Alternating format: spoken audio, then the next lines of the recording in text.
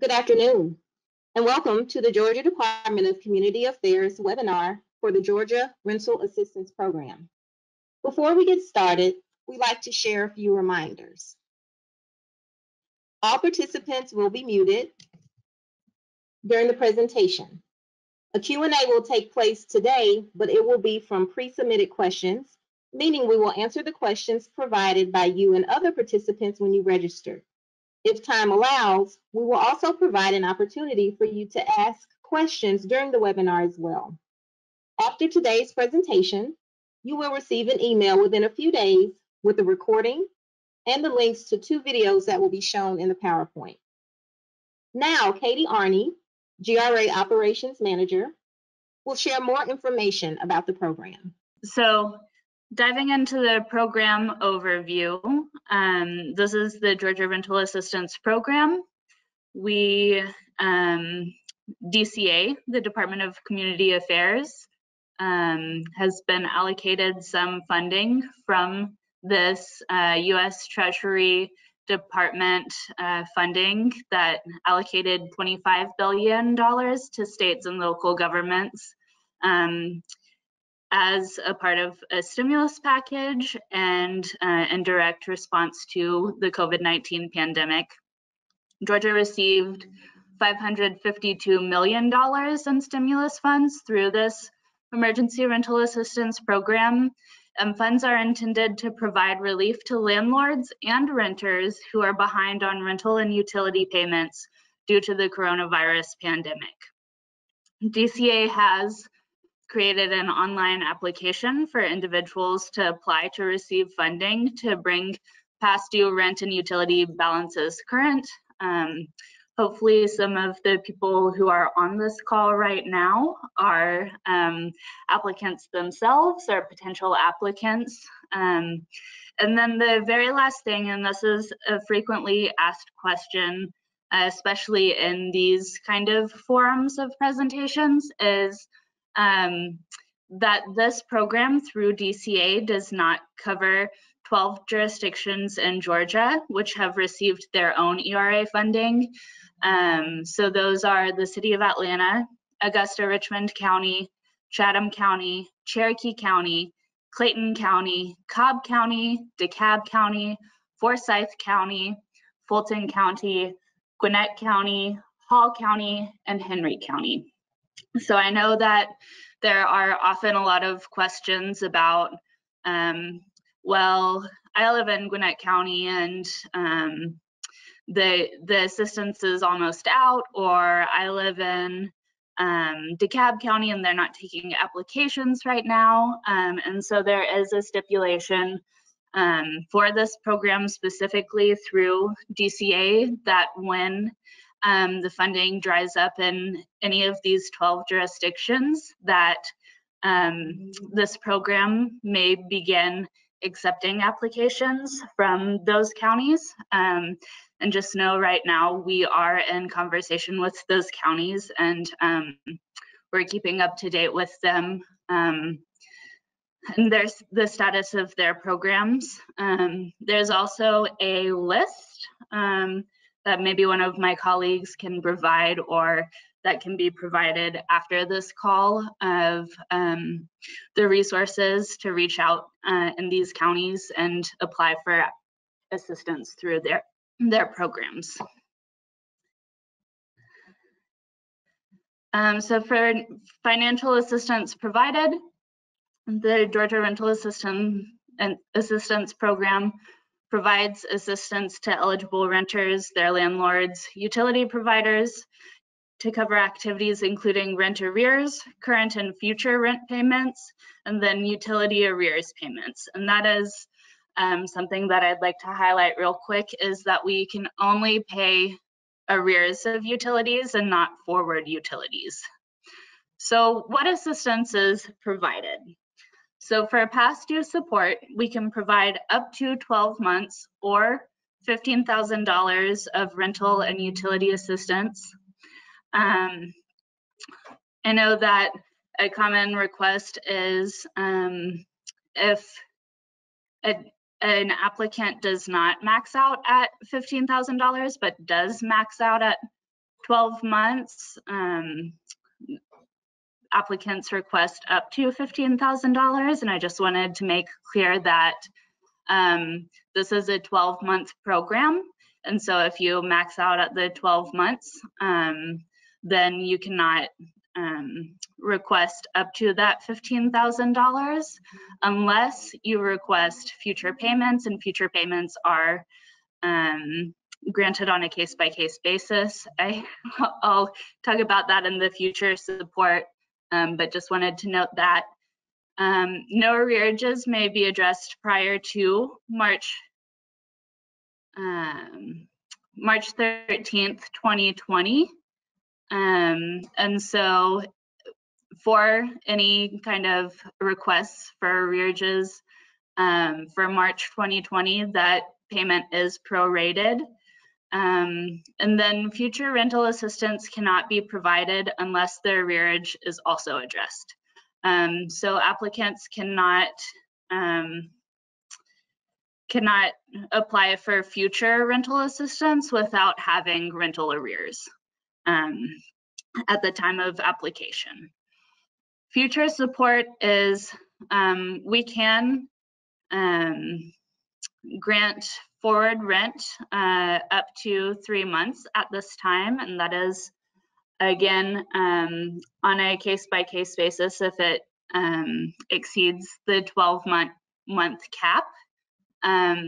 And the assistance for future rent payments where no back rent is owed at the time of application are not being accepted at this time. I think I just mentioned that, but I think that that is maybe subject to change going forward, but for right now, no future rent payments without rental arrearages.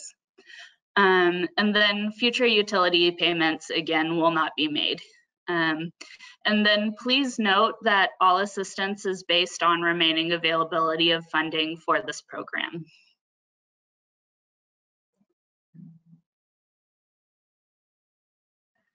So who can apply for this program? There are eligibility standards for this assistance, and this eligibility is set by the U.S. Treasury, and it is not set by DCA, so this comes straight down from the federal government. So a renter household living in Georgia which meets the following conditions. So earning no more than 80% of the current area median income for the county or metropolitan statistical area of residence as determined by HUD. Income eligibility may be based upon the household's total income for 2020 or its monthly income at the time of the application. And I'll talk a little bit later about how we verify that and what documents are required for that.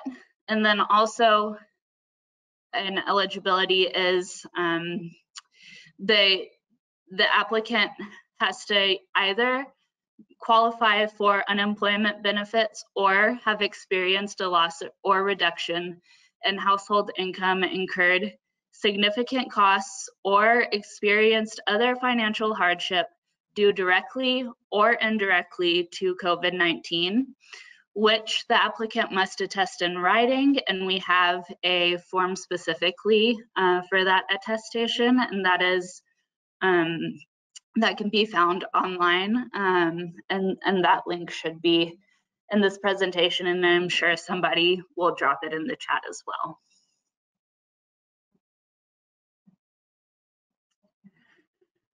So slide 2 of who can apply. The third criteria is the applicant must be able to demonstrate a risk of experiencing homelessness or housing instability by providing one of 3 things, well, really one of 2 things, and then a past due utility notice if applicable, is an eviction notice and a past rent notice, a past due rent notice. And then finally, and this is brand new, this took effect yesterday, So renter households that receive a monthly federal subsidy, such as housing choice vouchers, public housing, project-based Section 8, any USDA rural assistance, any kind of federal subsidy are now eligible, but that is limited to the renter's portion of the rent. I know that previously, before yesterday, we were not accepting those applications, and so now we are accepting those applications. We are processing those, and I believe that there is a plan for applicants going forward, and then also applicants that have already been applied through the portal if they slipped in somehow. So that is exciting information. And then now we're going to go into a breakout session, and we'll watch a video that is uploaded on the YouTube channel for the Department of Community Affairs. It's a walkthrough of how to apply, how to submit an application on the tenant side, I believe.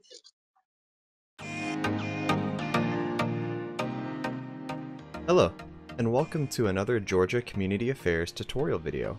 Today we are going to show you, as a tenant, how to begin the application process and unlock almost all sections. By the end of this video, you will know how to fill in your personal information, connect to your landlord, and upload your household. Let's get started. To begin the application process and unlock landlord, household, financial, and assistance information, as well as upload documents, you must first complete applicant information. Applicant information consists of all the personal information of the person applying for assistance. Following the personal questions are the contact questions, such as phone number and email, and financial questions, which are the source of income and annual income amount. After saving, you will see that almost all the sections are available to you to complete. Moving on to landlord information, you only need to enter your landlord's email in the box and click Find My Landlord. If your landlord has not created an account yet, then you will be prompted with a No Landlord Found message, and you can choose to email them an invitation. If your landlord has already created an account, you will be prompted with some of their information for you to identify if that is your landlord, and you can choose to add them or cancel the request. Finally, we come to household information. Your information is already added to the household. However, this is where you will add anyone else that resides in your household.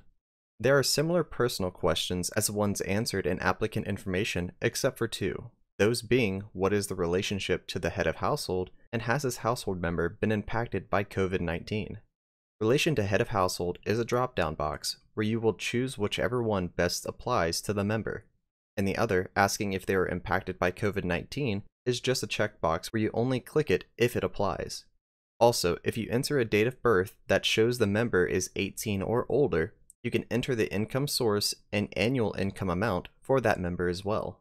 After filling out the entire application, hit save and you now have an additional member in your household. If you require assistance with the other sections, please continue to the next video, where I will cover the second half of the application. We hope this video was helpful to you. If you still have questions, you can contact us by email at rentalassistance@dca.ga.gov or give us a call at 833-827-RENT or 833-827-7368. Thank you for your time and have a wonderful day. Hello, and welcome to another Georgia Community Affairs tutorial video. Today we are going to show you, as a tenant, how to unlock the e-signature section and complete the application process. By the end of this video, you'll know how to fill in the rest of your information, upload your required documents, and send in your application. Let's get started. Beginning with financial information, the first question inquires the total annual income of the applicant, plus other adult household members. The following three questions must only be checked if they apply. If you or another member of your household served in the U.S. military, you'll be asked how many served. If you or another member of your household is unemployed and has been for the past 90 days, you'll be asked when the date of that job was lost. If another person or program has assisted in paying rent or utilities, you'll be prompted to add that person or program.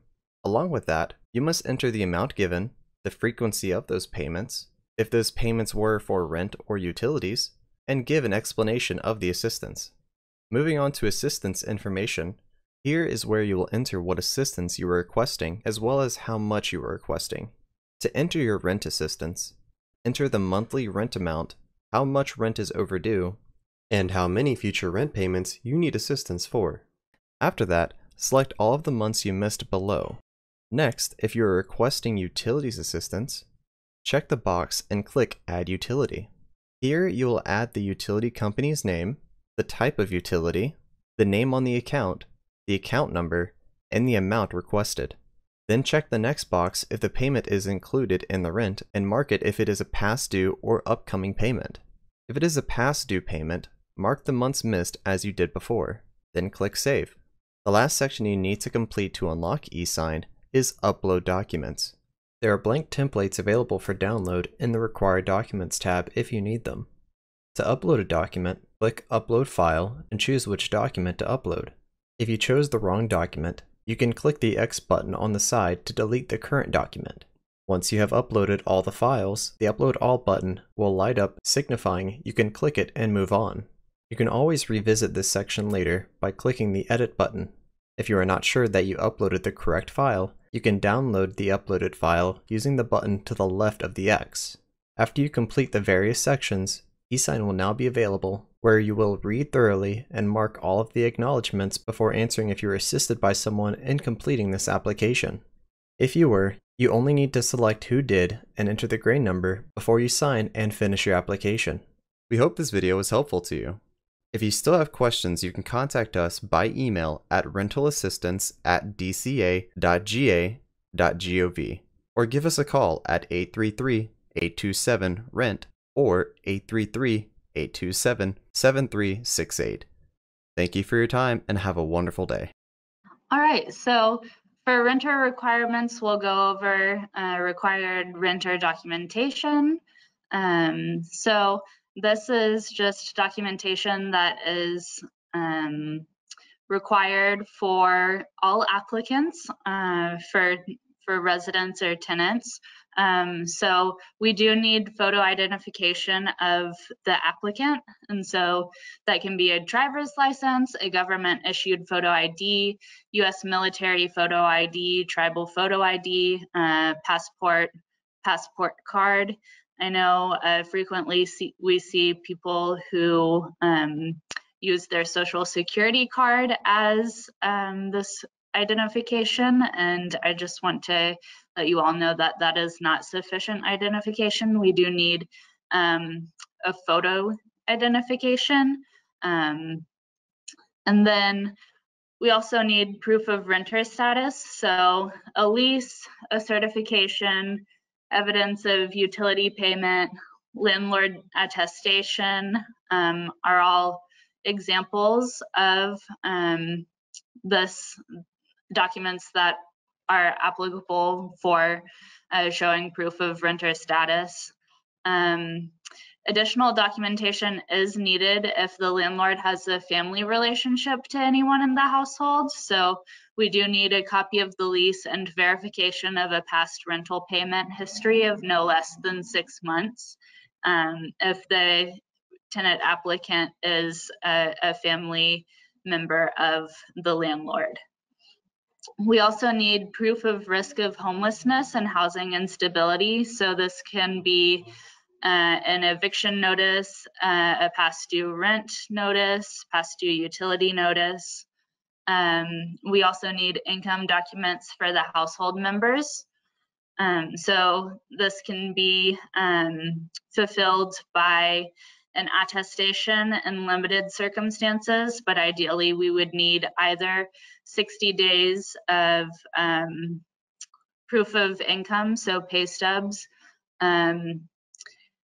from the time that you applied, so going backwards 60 days from the time of application, or a W-2 or 1040 or 1099 1040 as the supporting document to a W-2 or 1099 if applicable. We also need verification of hardship. So this is shown in an attestation form that is available on the portal. I think I mentioned it earlier, for unemployment qualification or an explanation or attestation for loss of income incurred, or that you have incurred significant costs or other financial hardship due directly or indirectly to COVID-19. And then also, if you are applying for utility assistance, in addition to rent, copies of the most recent utility bills showing the amount owed and the utility provider and account number are required.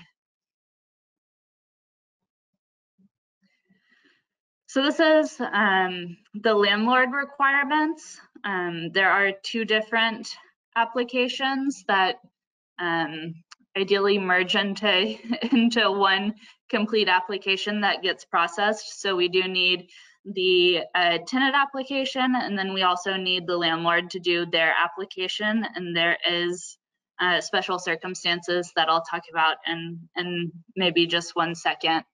If the landlord refuses to participate in the program. But ideally for the landlord application, we need certain documentations, but also the landlord does attest that through their participation in the program, they must agree to accept these payments to satisfy any arrearages of the tenant for the time period covered, and to not pursue eviction proceedings based on this arrearage. So the landlord cannot pursue eviction for non-payment of any of the requested months of rent in this application. So documentation and information that we need from the landlord includes a valid tax ID number. So this is a social security number for an individual sole proprietor, or an EIN for an LLC or any other type of company. We do need information on costs of any utilities included within the rent.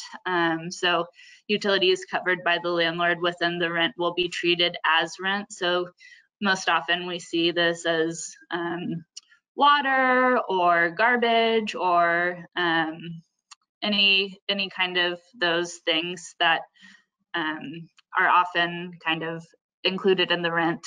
And then we also need an attestation. So the landlord or property manager, management agent or company must abide by all emergency rental assistance program requirements and will be provided with a clear summary and details of payments to be made on behalf of eligible individuals and families.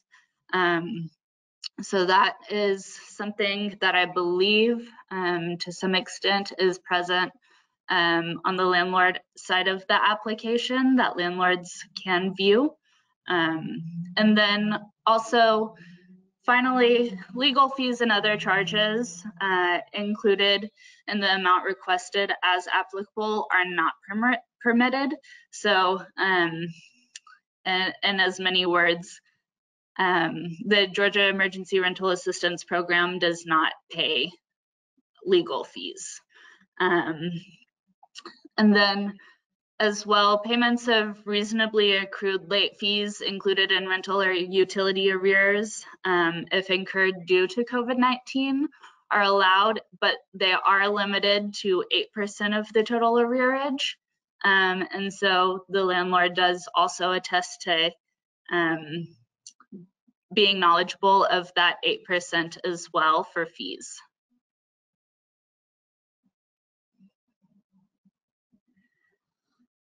So when an application is submitted, but there are one or more issues with the supporting document submitted, or an issue with information or certifications within the application, the program will have a staff team dedicated to following up with applicants to correct those issues. So this may be an application processor, an application underwriter, or a member of our IT support or customer support teams. So once a GRA staff member begins the follow-up process with an applicant to troubleshoot issues with the applicant will have 10 business days to provide the correct information or documents for the application to be considered complete at this time. If the applicant does not provide corrected information or is unresponsive after 10 business days, where an application is still considered incomplete, and then DCA reserves the right to continue following up with the applicant or refer the applicant to a partner agency for assistance or consider the application closed. Applications are only able to be reviewed when they are complete. So we do need, all of the required documents to be complete and correct before we can go on with processing the application for payment. Yes. And then we can move into most common mistakes, but I did want to mention real quick that there is a case-by-case basis on which we will accept tenant applications if the landlord is refusing to apply or participate in this program. And again, that's case by case, and we do have a policy for that. So we will accept those applications, and we do, have a process for that as well. So the most common mistakes, we have lots of them. So one of the most common mistakes for either applicant, for landlords or tenants, is that the documentation submitted is just not legible. We do need to be able to read the document in order to be able to process the application. Another one is that the proof of identity submitted is not legible, and so we do need a clear picture or photocopy of your photo ID where we can clearly see the information on it as well as the photograph. We do need the full executed lease. So we need all pages of the lease, and we need it to be signed by both parties, the landlord and the tenant or tenants. We do not, sorry. We do need documentation submitted if the tenant or resident applicant is on a month-to-month arrangement. We do need documentation submitted by the landlord. So households without a current signed lease should provide a certification that they still reside in the rental unit for which the assistance is being applied, and confirmation of this from your landlord. And then we are also seeing a lot of tenant applications who are uploading unnecessary documentation as their proof of hardship. So this includes medical bills, medical documents, other kind of sensitive information. And again, there is a hardship attestation form, which you can fill out in lieu of submitting these documents. And then we also have an income waiver form that can be submitted in limited circumstances when the tenant is unable to document income. So the tenant may submit a written attestation without further documentation for any of the following circumstances. So to accommodate individuals with a disability, circumstances related to the pandemic, and then also lack of technological access that would prevent individuals from being able to obtain their records. And then the written attestation must include the amount of annual or monthly income, and one of the above reasons with an explanation. So that's for that income waiver form. So now we'll go into frequently asked questions from renters, and these are asked questions that we get quite a lot, and some of you may also have these questions and maybe have put them in the chat already. And so the first question is, how soon can we start helping? So at this time, DCA is not providing any lengths of time around when applicants will receive funding. We do have a high volume of applications coming in, and we do have a priority structure for applications submitted, as well as applications are very different based on the documentation submitted. So if we get an application that has perfect documentation, we're good to push it through in a week or something like that, then that is great. But there's also circumstances where we're seeing applications getting submitted that we have to follow up with the applicant 4 or 5 different times to get the correct and complete documentation that we need. So really the timeline for this is quite variable, but know that we are diligently working to process applications. And then the next question is, will there be communication through email if we're approved, and when will we receive assistance? So you can check the status of your application at any time through the Georgia Rental Assistance website at georgiarentalassistance.ga.gov. You will also receive, and this is something that has just been rolled out, you will receive an application approval letter when that payment is scheduled and should be rolling out. So that is something. And then the next question is, if we only asked for a few months, how will we go about extending our months if we need to? So you may update your application in the renter portal on georgiarentalassistance.ga.gov. There is also an appeals process for extending our months or requesting more months. So yes.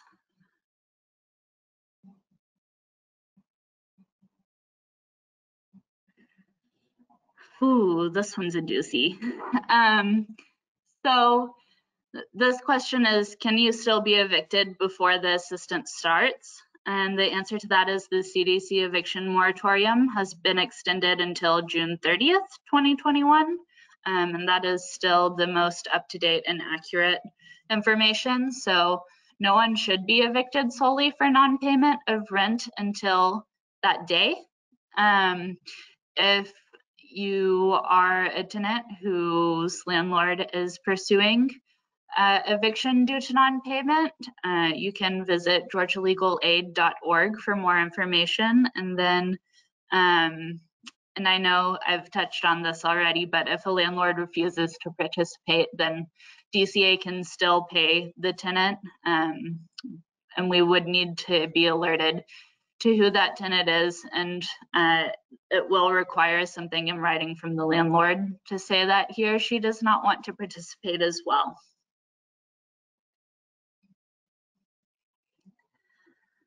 Ooh, and how long does it take for my application to be approved? And I kind of touched on this with the first frequently asked question. So the time frame to be assigned a processor cannot be determined at this time. but applications are being processed as they're received. And like I said, we do have a prioritization structure, but we are processing those applications as well that are not actively prioritized. But due to the high volume of applications, the process has the potential to be delayed. And then, as always, you can check the status of your application at any time at georgiarentalassistance.ga.gov.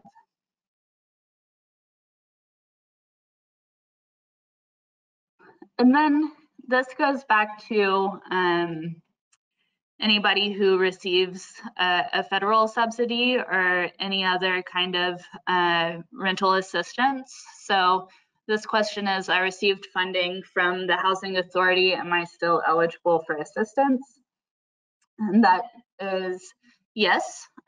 So anyone who received another federal subsidy funding are now eligible for this program as well.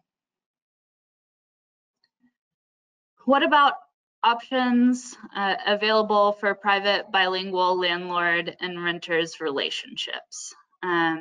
So we do have a function in the portal that can be changed from English to several other languages from the homepage. I believe that includes Spanish and Mandarin and Korean and a few others, but the program requirements are universal. What happens if your lease ends before assistance is given? Is there anything we can give our rental offices and utility companies to assure them of assistance? Can the assistance carry over to a new rental property or renter's agreement?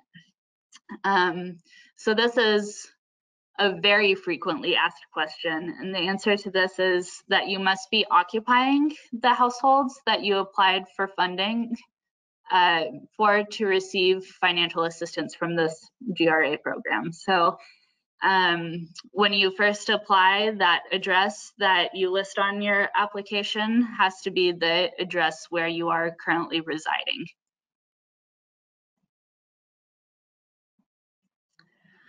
Will DCA contact my landlord? So we will contact a landlord only if there is something missing on a landlord's application. And landlords are advised to contact renters and vice versa to communicate with each other, since the application needs information from both sides in most cases, unless it's a special case where the landlord refuses to participate.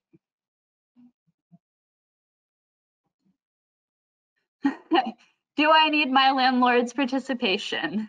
And by this point, you probably are saying the answer back to me. But if a landlord refuses to participate, DCA can still pay the tenant. We would need the tenant's identity and documentation, so something in writing from the landlord to say that they do not want to participate.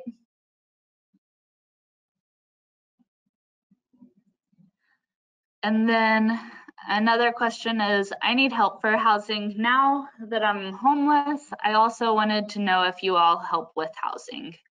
And so yes, we do help with housing. So anybody in this situation can visit dca.ga.gov/safe affordable housing for more information on the additional programs housed within DCA.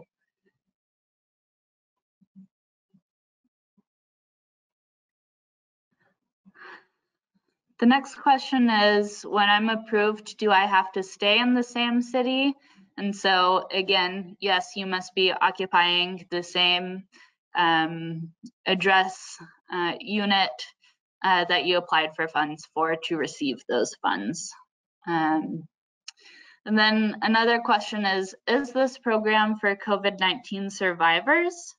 And so the long and short of it is, yes, it's for anybody who has been directly or indirectly impacted by the COVID-19 pandemic.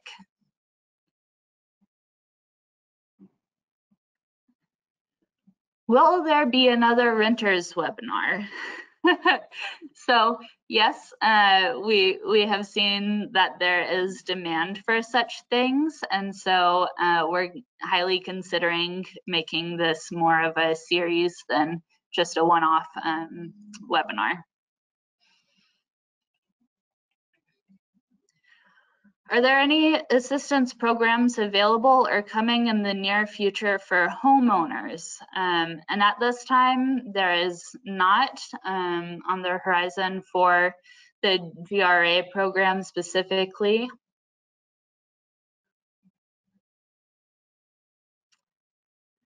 This question is, I live in Dalton and completed the application. However, if you do not live in the city of Dalton, GRA cannot help you.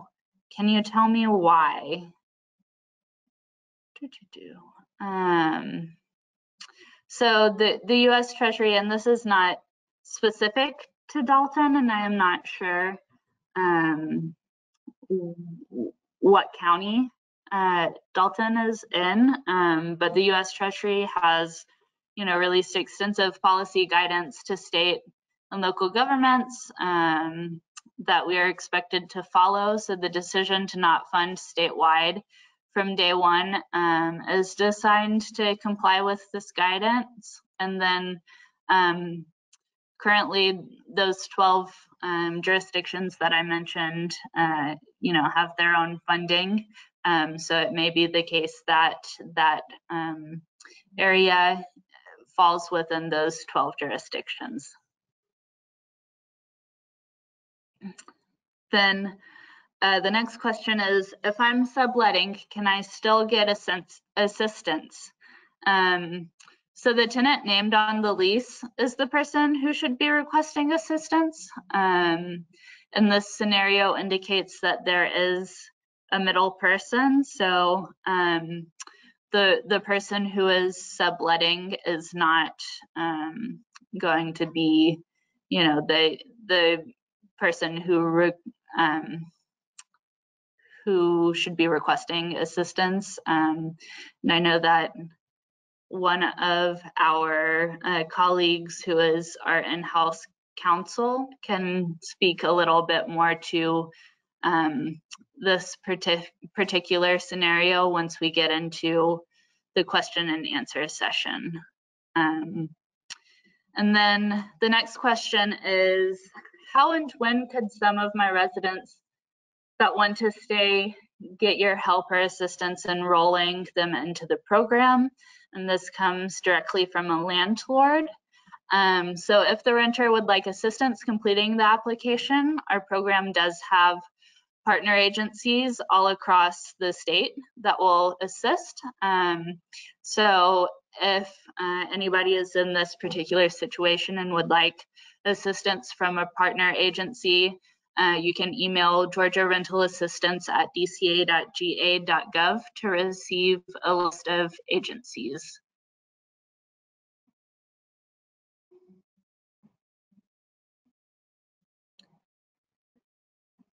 And finally, the last slide of FAQs is the first question of the last slide is, if your landlord sells the property and you have a new landlord, do you need to reapply or just submit new landlord information? And so the answer to this question is a little bit lengthy, but worth the time to read over.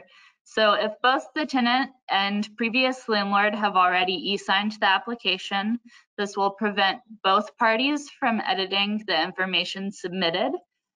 So in that case, the previous landlord/owner should upload additional documents for the new owner so that the processor will see that there is a new owner. And if both the tenant and the previous landlord have not already e-signed the application, so completely completed the application, the tenant would need to provide the new landlord's email address so that the new landlord can be notified to complete the application. It would be most ideal for the tenant to contact their new landlord and tell them to look out for an invitation from Georgia Rental Assistance to complete a landlord application. Oop. And then finally, this is a big question that we get often as well. I already did my application and it says that an underwriter will be assigned. Can you tell me what that means? And so that means that the application is being reviewed for accuracy of payment calculations and validity of requested amounts. And this actually, I believe, has been updated as of today. And so the only 3 outward facing statuses are application received, and this is more than 3, I apologize. Application received, application under review, additional information required, application approved, or application denied. So going forward, any applicants who have previously seen any kind of confusing status in their application will no longer see those statuses. Those statuses are more for us internally, but you will see a different status out of those, I think, 5 or 6 that I just listed. Thank you, Katie. We have about 5 minutes left, and there are some questions in the chat. So if any of the ops managers wanted to answer those, now's the time.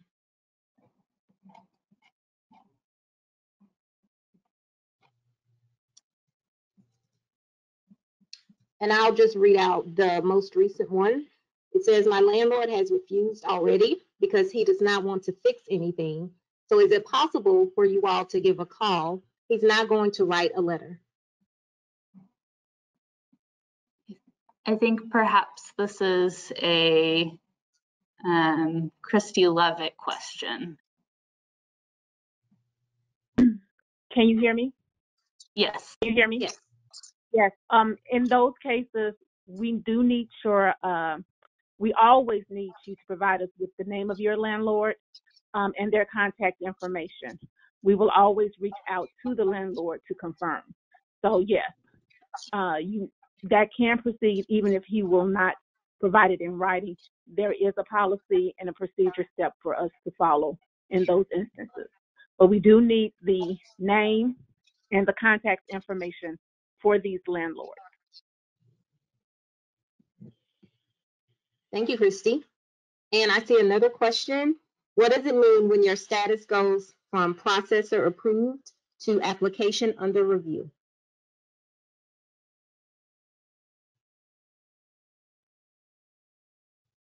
So that is another one of those kind of internal statuses that I was just mentioning. So going forward, you won't see any kind of processor approved. So in this instance, there's any number of circumstances why that status has been changed. But I would say just look out for communication coming to you about any kind of documentation that may be needed to complete your application. I'm want to add just a little bit to that. There's multiple steps in the process for the approval until that final approval is given. And at this time period, those are some internal steps that are appearing on the application that actually would not have any meaning to you, but is a huge key for those who are working on your application as to what step and what position your application is in that full approval process. Okay. Thank you. And I know some people joined a little later, and I know that we have talked about the timeline, but I do see another message just asking about how long it takes. So if Katie, if you could just go over that again, that would be great. Sure thing. So The processing time for an application varies based on application. We do have a large volume of applications that are coming in and have been coming in, and so we're working through our backlog currently.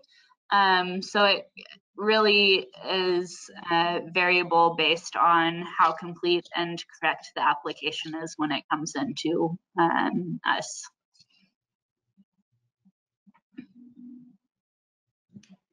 Thank you. And I think we have time for one more question. And I see one asking about the different counties and if certain counties are approved. So I will just go back through the presentation, bear with me, and we'll be able to show that for you. So the counties are up on the screen, but for those who are more audible learners, so the list of counties that are not served by the Georgia Rental Assistance Program through the Department of Community Affairs are the City of Atlanta, Augusta-Richmond County, Chatham County, so that's Savannah, Cherokee County, Clayton County, Cobb County, DeKalb County, Forsyth County, Fulton County, Gwinnett County, Hall County, and Henry County. And all 12 of these jurisdictions received their own funding that they are administering through their municipality or jurisdiction. So that is why they are not currently covered under the Georgia Rental Assistance Program. Thank you. And it is now 3 o'clock, and so this will conclude our presentation. As we've shared earlier, the recording will be sent to you, as well as the 2 videos that were shown. And we'll also share some additional Q&A with you as well via email, and that will come to you on next week. So on behalf of the Georgia Department of Community Affairs, we want to thank you for your participation and have a wonderful rest of your day. Thank you all.